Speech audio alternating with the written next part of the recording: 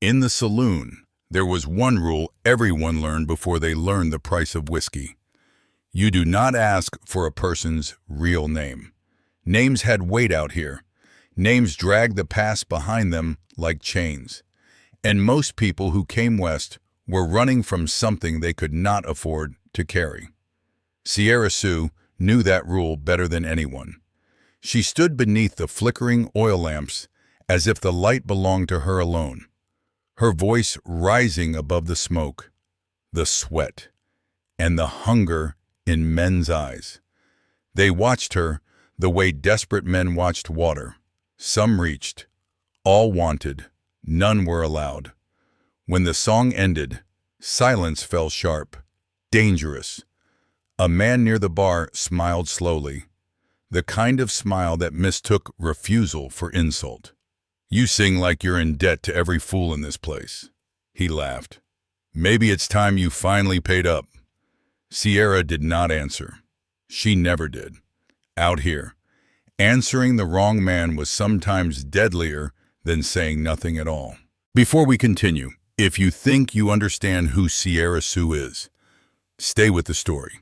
Share your thoughts and let us know in the comments where you're watching from. And if this story speaks to you, consider supporting the channel with a like or subscription. Your support matters more than you know. The town had been scraped raw by the gold rush. It clung to the foothills like a stubborn growth, built from rough timber and bad decisions. Every board soaked with sweat, whiskey, and the promise of something just one shovel away. By 1851, the hills had given up enough gold to make men reckless, but not enough to make them satisfied. That hunger hung in the air, metallic and restless, mixing with dust in summer and smoke in winter. The saloon sat at the heart of it all. It was not beautiful, but it was necessary. Lantern light spilled through its windows long after dark, carrying music, laughter, and the sharp edge of violence. Men came there to forget what the earth had taken from them that day. Sierra Sue was part of that forgetting. From the floorboards beneath her boots to the lamps above her head, she knew the room by instinct.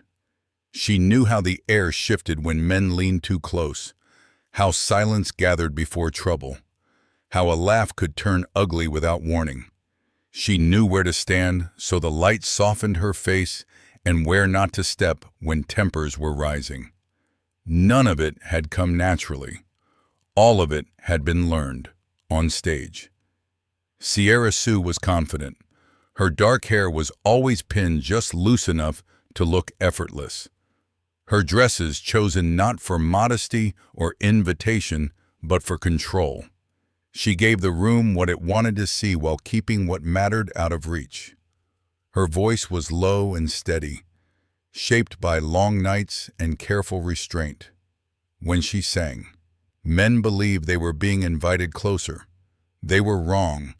Off stage, she was quieter, not fearful, but alert. She had learned that softness invited ownership, and ownership was a dangerous thing in a place where men believed gold had entitled them to everything else. She spoke little, listened much, and never corrected the stories told about her. The rules of the saloon protected her in one way and exposed her in another. No one asked her name, but everyone felt free to invent it. They said she was expensive. They said she was clever with men, that she knew how to make promises without ever speaking them. Some claimed she had powerful friends. Others, that she would sell herself to the highest bidder when the right price was named. Sierra heard every version. She let them circulate. Denial only fed the fire. And truth had no currency here. The truth was simpler. She sang because it paid. She stayed because leaving required a kind of safety she had never known. And she kept her distance because distance was the only thing that had ever kept her alive. She noticed him before she knew who he was. He did not watch her like the others. While the room leaned forward, he stayed still.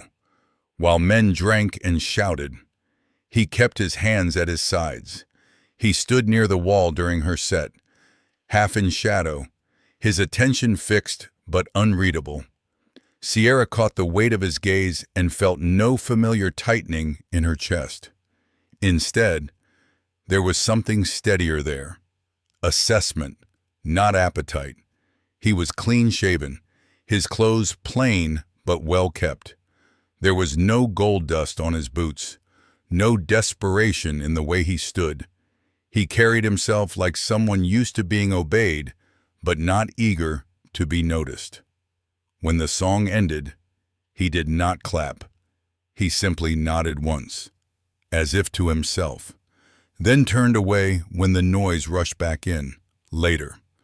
When a fight broke out near the bar chairs, scraping, voices raised. The sharp crack of glass, Sierra stepped back instinctively. She had seen this before. She always did. What surprised her was how quickly it ended. A man moved through the crowd with purpose, not anger. His voice cut cleanly through the chaos, low but commanding. The fight broke apart almost on instinct. Men muttered, backed away, reached for their hats. Sierra watched him as he restored order without drawing a weapon, without laying a hand on anyone. When he approached her, it was not with entitlement or suspicion. It was with formality. "Did you see how it started?" he asked. She looked up at him, measuring the space between them. He stood far enough back to give her room, close enough to hear her answer. He did not ask her name. Sierra told him what she had seen, only what she had seen. He listened without interruption, his eyes steady, his expression controlled. When she finished, he thanked her, not curtly, not warmly, simply as one adult speaking to another. That, more than anything, unsettled her after he left. Someone leaned close and whispered who he was. Walter Milton, the sheriff's son, a man who belonged to the law in a town that bent it daily. Sierra returned to her dressing room and sat for a long moment in the dimness. She loosened the pins in her hair, one by one, and considered the feeling he had left behind. It was not excitement, not yet. It was something rarer. For the first time in longer than she could remember, she felt seen, not as a piece of decoration to be kept and displayed, but as a soul that still belonged to itself. And she did not know whether that was a kindness or a warning. Walter Milton began to appear without announcement. He never lingered, never leaned against the bar, never took a drink while on duty. He entered, scanned the room, spoke briefly to the owner, and moved on. Sometimes he stopped near the stage while Sierra sang. Sometimes he waited until she stepped down. Always. There was a reason. Order, safety, routine, and always. He asked the same questions. Anyone bothering you tonight? Did anything seem off? Has anyone been causing trouble? They were questions meant for a report book. But Sierra learned to hear what lay beneath them. He was not looking for gossip. He was checking for danger. The kind that did not always announce itself with raised voices and broken glass. At first, she answered carefully. Short sentences, neutral tone. She gave him nothing he could mistake for familiarity. She had learned long ago that kindness was often misunderstood, and misunderstanding led to expectation. But Walter never pressed. If she said no, he accepted it. If she hesitated, he waited. That, more than anything, began to loosen something in her. Between sets, she found herself watching the door when the hour grew late, wondering, not hoping. She told herself whether he would pass through again. When he did, The tension in her shoulders eased before she could stop it. It angered her. That reaction. She did not like depending on patterns she could not control. She told herself it was practical. Men behaved better when the law was nearby. That was all. Yet there were moments, quiet ones, almost invisible, when his presence meant more than deterrence. Once, a man followed her too closely as she crossed from the stage to the back room, his breath thick with drink, his smile careless. Before Sierra could speak, Walter's voice cut in from behind them. "Is there a problem here?" The man stepped back immediately, muttering an excuse. Already halfway toward the door, Walter did not touch him. He did not raise his voice. He simply watched until the man was gone. "Thank you," Sierra said after a moment.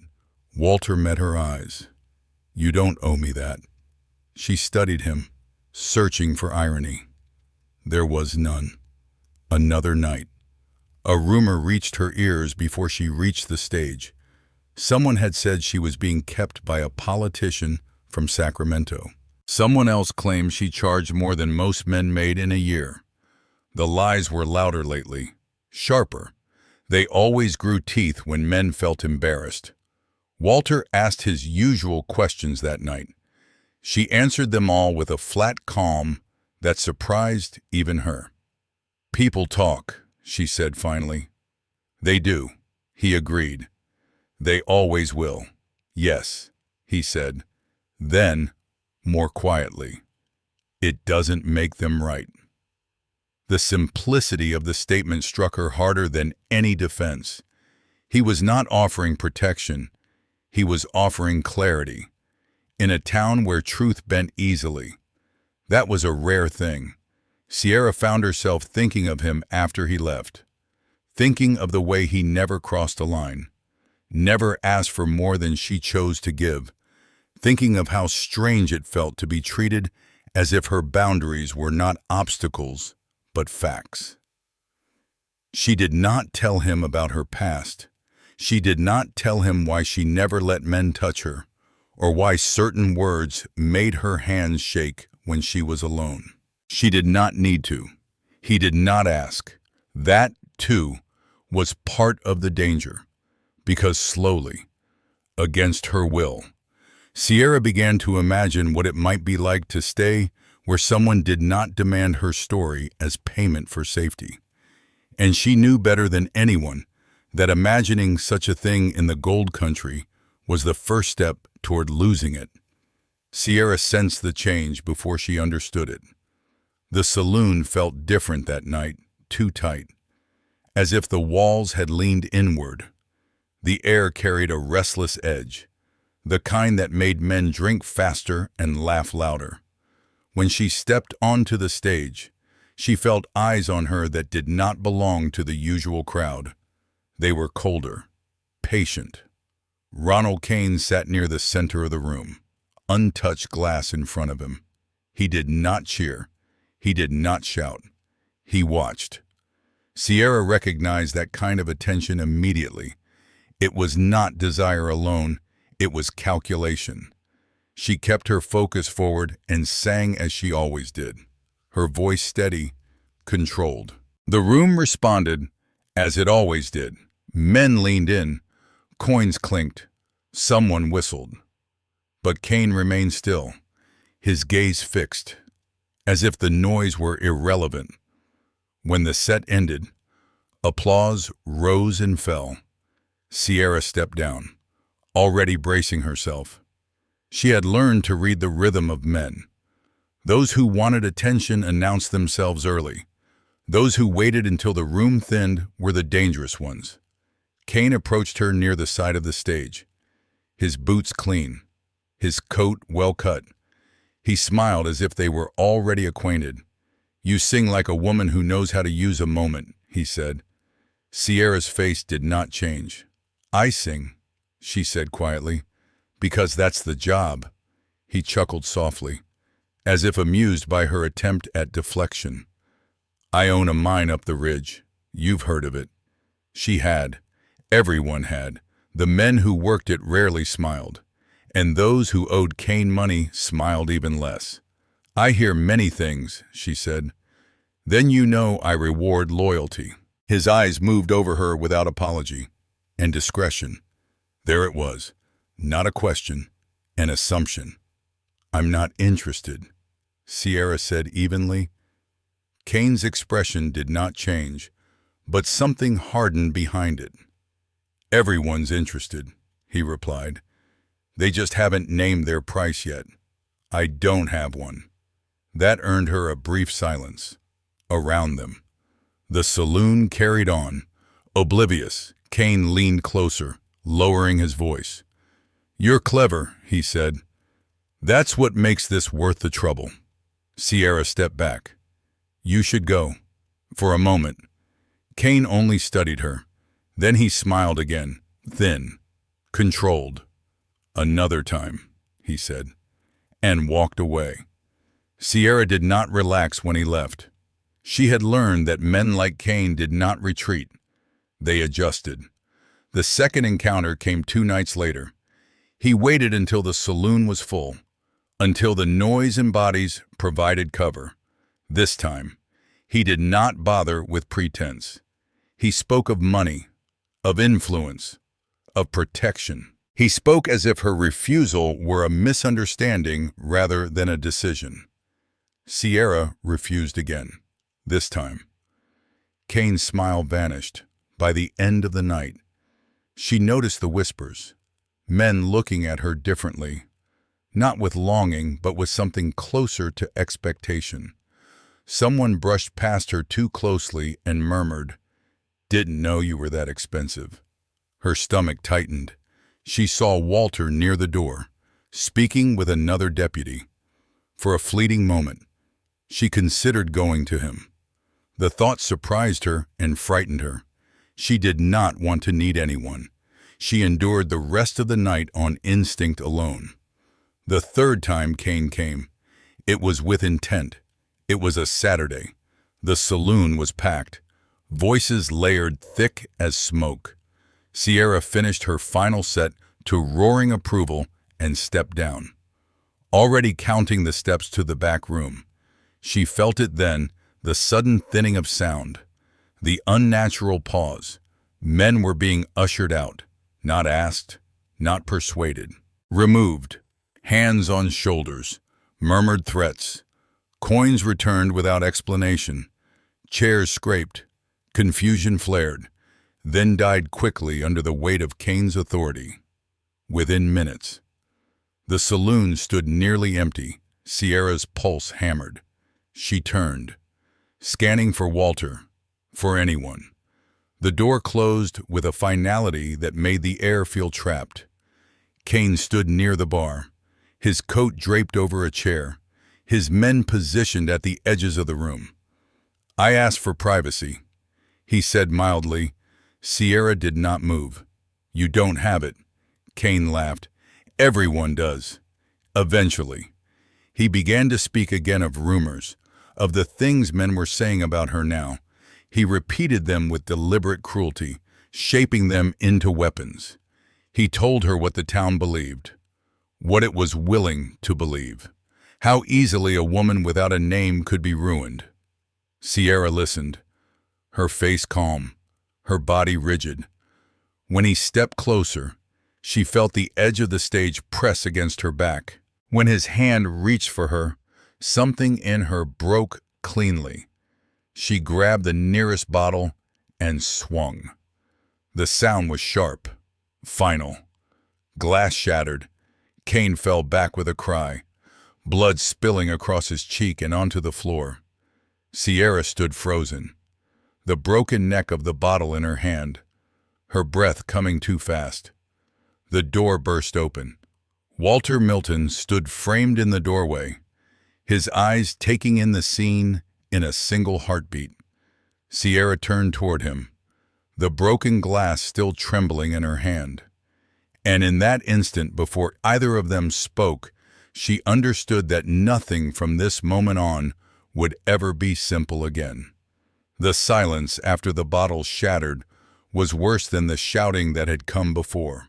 Ronald Kane lay on the floor, one hand pressed to his bleeding face, his breath coming in short, furious gasps. Sierra could hear her own pulse in her ears. The broken bottle felt heavy in her hand, slick with blood that was not hers. Walter moved first. He crossed the room quickly, his attention split between the man on the floor and the woman standing rigid beside the stage. His hand did not go to his weapon.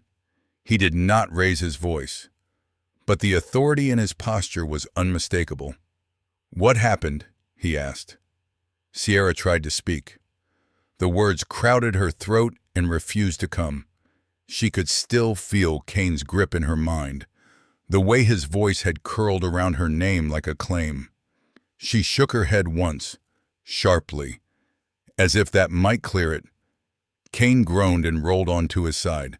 "She attacked me," he said, his voice thick with pain and outrage. Out of nowhere. Walter's jaw tightened. His eyes flicked to the empty saloon, to the overturned chairs, to the door that had been barred from the inside. He knew. Sierra saw it in the way his gaze lingered on the details, fitting them together into a picture no one else would be allowed to see. Footsteps sounded behind him. Other deputies arrived, drawn by the disturbance, by the knowledge that when Ronald Kane was involved, something had gone wrong. The room filled too quickly. Questions were asked, but not the right ones. Kane was lifted carefully, his blood treated like evidence of a crime rather than the result of one. Someone took the bottle from Sierra's hand. Another set of hands closed around her arms, firm and impersonal. She did not resist. She watched Walter as they pulled her away. He stood still, his face carved from restraint, his eyes never leaving hers. He did not speak. He could not. Outside, the night air hit her like a slap. The town felt suddenly distant, unreal, as if she were already being erased from it. Men watched from doorways and windows as she was led down the street. Some looked curious. Others looked satisfied. By the time they reached the jail, the story had already begun to change. Inside the cell, the door closed with a sound that echoed in her bones. Sierra sank onto the narrow bench and pressed her hands together to stop their shaking. The walls smelled of old sweat and rust. Somewhere down the hall, a man coughed in his sleep. She waited for fear to come. It did, eventually, but not all at once. It crept in around the edges, slow and cold. Fear of Kane, fear of what he would say, fear of what the town would believe, eager as it was for a version of events that did not disturb its balance. Hours passed, or minutes. Time lost its shape. At some point, she heard voices outside the cell, Walter's voice among them, low and urgent. Another voice answered him, older, heavier, his father's. She could not hear the words, only the tone, argument. Then something quieter, something that sounded like defeat. When Walter appeared at her cell, his face was drawn tight. "I'm sorry," he said. The apology struck her harder than the arrest had, for what she asked. Her voice sounded distant to her own ears. "For this," he said, "for not being able to stop it." Sierra studied him through the bars. She wanted to tell him it was not his fault, that this was how the town worked, that she had always known it might end this way. But the words felt heavy and useless. "Will they let me go?" she asked instead. Walter did not answer right away. When he did, it was carefully. "Not tonight." She nodded once. She had expected that. After he left, the cell felt smaller. The truth settled in her chest with a quiet, cutting clarity. She finally understood what the bottle had shattered. not Kane's sense of entitlement, her place in the town. By dawn, rumor would turn into truth. By week's end, her name would be erased from the stage as if it had never belonged there. Sierra lay back on the bench and stared at the ceiling, breathing through the weight of it all. If she stayed, she would disappear in pieces. And somewhere beyond the walls, she knew Walter Milton was coming to the same conclusion. Sierra did not know how long she slept. Exhaustion dragged her under in uneven waves, pulling her down and releasing her just long enough for fear to creep back in. When she woke, the cell was dim. The light outside filtered through dust-streaked windows. Morning in the gold country did not arrive gently. It came with noise boots on boards, voices raised, the clatter of routine beginning again as if nothing had changed. She sat up slowly, her body stiff, her throat dry. For a moment, she listened to the jail breathe around her. Somewhere, keys rattled, a door opened and closed. Life went on. Walter Milton stood on the other side of that life, in his father's office, with the door shut between them. Joseph Milton sat behind the desk he had worn smooth over the years, his hands folded, his hat resting beside him. He had been sheriff long enough to know when a conversation would not end cleanly. He listened as his son spoke, his face still, unreadable. Walter did not pace. He stood straight, his voice controlled but tight with urgency. She didn't attack him, Walter said. He cleared the saloon. He trapped her. He put his hands on her. Joseph did not interrupt. He had learned long ago that silence made men reveal what mattered most. I saw the door, Walter continued. The way it was barred, the way his men were positioned. I saw her face. She didn't swing until she had no choice. Joseph exhaled slowly. And what proof do you have? Walter's jaw clenched. You know why there isn't any. The sheriff closed his eyes for a moment. When he opened them again, they were tired. Kane owns half the ridge, Joseph said quietly. The other half owes him money. He pays wages. He supplies tools. He keeps men working who would otherwise starve or turn violent. You know what happens if we cross him? Walter leaned forward, his hands flat on the desk. So we let him do whatever he wants. Joseph's gaze sharpened. No, we survive him. There's a difference. She'll die if she stays, Walter said. Final as a verdict. Not today, not tomorrow. But she won't survive this town. Joseph did not correct him. He did not deny it. And the honesty in that silence was the harshest truth of all. She has no name here, the sheriff said. No family. No one who will stand up for her once Kane decides how this story ends. Walter swallowed. Then let me. Joseph's head snapped up. No, I'm asking you to listen. I am listening, Joseph said, rising from his chair. And I'm telling you there's nothing I can do, not officially. I'm not asking for official, Walter said. The word hung between them, heavy and dangerous. Joseph studied his son, really looked at him, as if seeing him not as a deputy or a boy raised under his roof, but as a man standing at a breaking point. He saw the same stubborn line in Walter's jaw that he saw in the mirror every morning. You're asking me to betray everything I've built, Joseph said. Walter shook his head. I'm asking you to remember why you built it. The sheriff turned away, staring out the window at the town he had tried to hold together for so many years. He had watched men come and go, watched violence flare and burn itself out, watched injustice dressed up as necessity. He had told himself that survival was a kind of justice, that keeping order, even imperfect order, was better than letting chaos take root.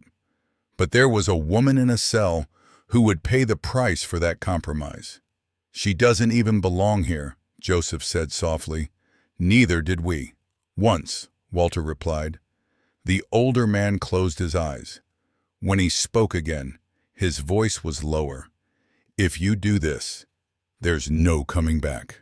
Walter did not hesitate. "I know you'll lose your badge. I know you'll be hunted if Cain decides to make an example of you. I know." Joseph turned to face him. And you'll leave this town. You won't write, you won't send words, you won't look back. Walter held his gaze. "I won't." For a long moment, neither man moved. Then Joseph reached for his hat and set it back on his head with deliberate care. "I never saw you last night," he said. Walter's breath caught. "I never heard this conversation," Joseph continued. "And when morning comes, I'll tell myself that the woman in that cell left town on her own." He paused at the door, his hand resting on the frame. "Go far. Go where names don't matter," he said. Then he left, closing the door softly behind him. When Walter reached the jail again, the halls were quiet. He moved with purpose, keys already in hand. He did not let himself think beyond the next step. Sierra looked up when she heard him approach. She was standing, her back straight, her face composed in a way that made his chest ache. "It's time," he said. Her eyes searched his. "For what? To leave?" She hesitated. "They're letting me go." Walter did not lie. "No." Understanding crossed her face, quick and sharp. Fear followed. Then something steadier. "You're risking everything," she said. "I already have," he replied. He unlocked the cell. The door opened with a sound that seemed too loud, too final. Sierra stepped out slowly, as if expecting the walls to close in around her. They moved through the building without speaking, slipping past sleeping men and empty desks. Outside, the night wrapped around them, cool and forgiving. Horses waited in the alley, saddled and ready. Only when they were mounted and moving did Sierra speak again. "Your father," she said. "He knows." Walter replied. She nodded, absorbing the weight of that. "Then there's no going back." "No," he said. They rode out of town as the first light touched the hills, the saloon lights fading behind them one by one. Sierra did not look back. She kept her eyes on the road ahead, on the shape of the land opening up before them. For the first time since she had arrived in the gold country, she felt something loosen in her chest. Not hope, not yet, but the possibility of breathing without fear. And riding with her was a man who had chosen to stand with her when the world had made its answer plain. They rode until the land softened and the hills gave way to flatter ground, until the air lost its metallic bite and the road became something other than a memory of dust and fear. The hours passed without conversation. Sierra welcomed the silence. Words felt too fragile for what they had done.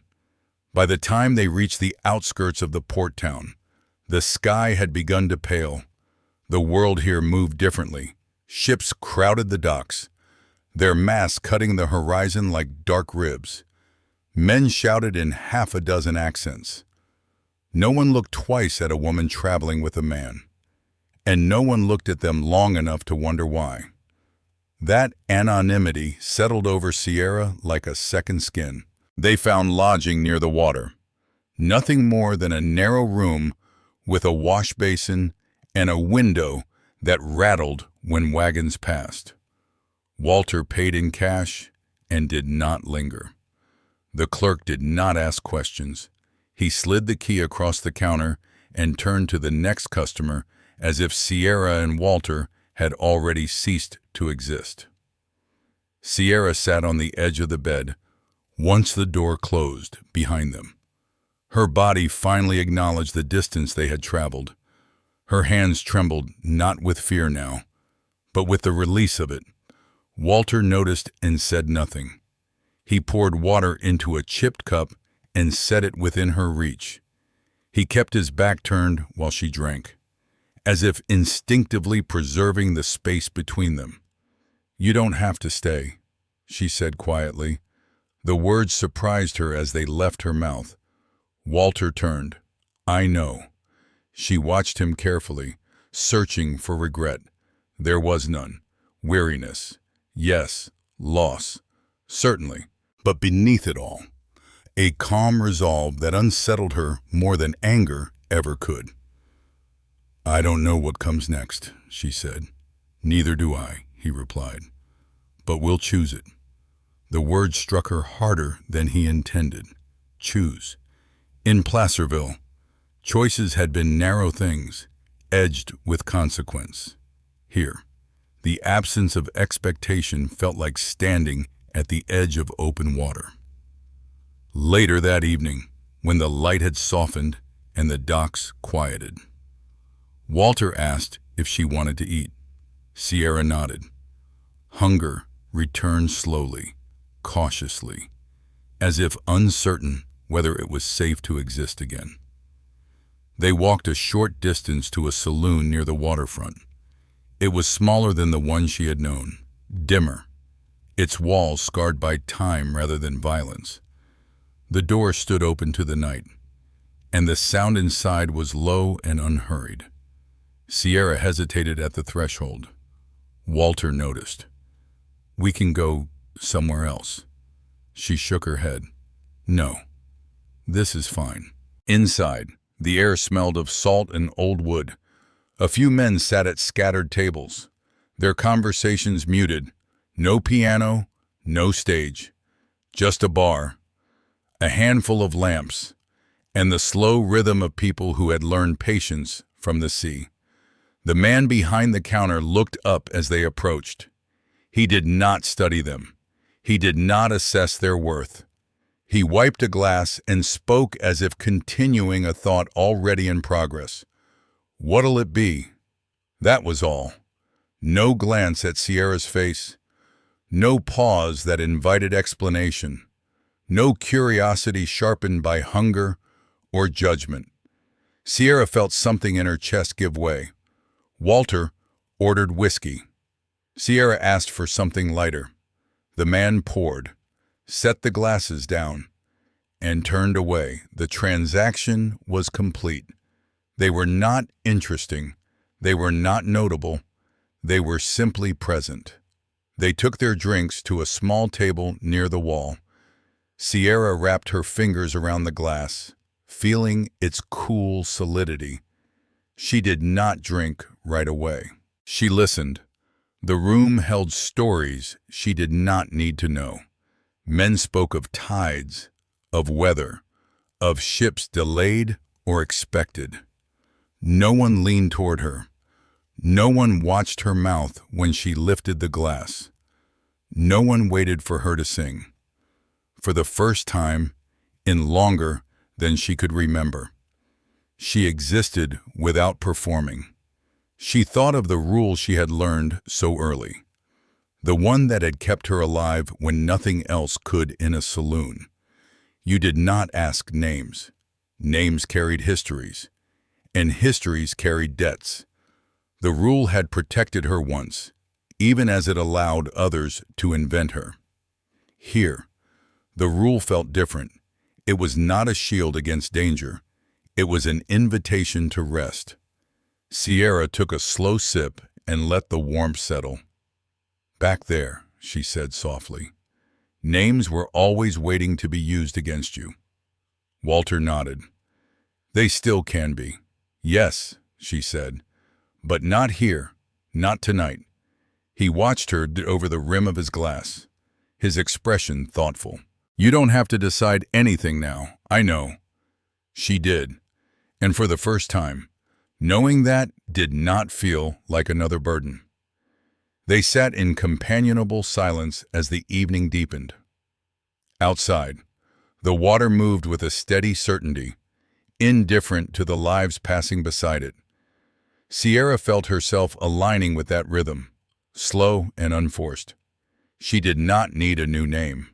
She did not need to erase the old one. For now. It was enough to be a woman with a drink in her hand, seated across from a man who had chosen to see her without asking for proof of who she was. When they left, the bartender did not look up. The door swung shut behind them, and the night accepted them without comment. Sierra stepped onto the street and breathed deeply. The air cool and clean. The fear that had once guided every step was still there, somewhere, but it no longer held the reins. Walter walked beside her without a badge, without authority, without the protection of law. What he had left behind could not be reclaimed. Yet what he kept, his integrity, his capacity to choose what was right over what was permitted, proved to be enough. Their story did not end with justice served or power overturned. Ronald Kane would continue to exist, as men like him always did. The world remained imperfect, tilted toward those with wealth and influence. But within that flawed world, a different truth had asserted itself, sometimes. Justice does not arrive through institutions. Sometimes. It arrives through the courage of a single choice. The lesson of Sierra Sue's journey was not that running away solved everything. It was that staying, when the cost was one's humanity, was not bravery but surrender. True strength lay in knowing when to leave, when to refuse a narrative imposed by others, and when to protect one's own life as something sacred. In saloons, names were never asked because names could be used as chains. Sierra learned that freedom did not come from finding a better name, but from finding a place where no name was needed at all. And in that quiet space, where no one demanded her past and no one claimed her future, she finally learned what it meant not just to survive, but to live.